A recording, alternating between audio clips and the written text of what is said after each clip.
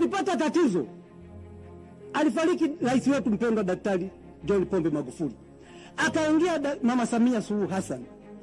Isingekuwa Mama Samia, Daktari Samia Suluhu Hassan ana utashi na haya mamiradi makubwa akayakuta, asingekuwa mama huyu mvivu, yani angekuwa ni mvivu akayaacha mamiradi haya, leo tusingekuwa tunaongelea standard SGR imeanza, leo tusingekuwa tunaongelea bwawa la Mwalimu Nyerere limeanza, leo tusingekuwa tunaongelea Kigongo Busisi.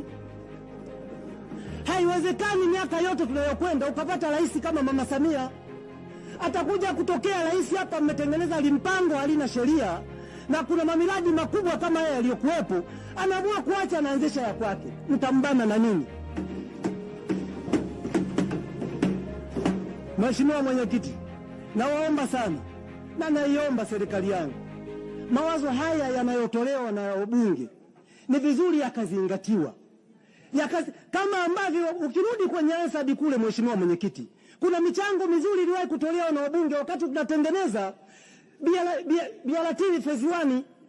Wapo wabunge waliwahi kuchangia wakasema na wakashauri kuwa hapa tunapotengeneza, tunapopitisha Jangwani hapa hapafai kuweka terminal, panatakiwa kuwekwa daraja. Lakini watu hawakusikia.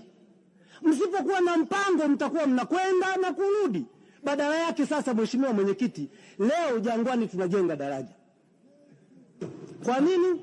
Hatukusikiliza ushauri na hatukuwa na mpango.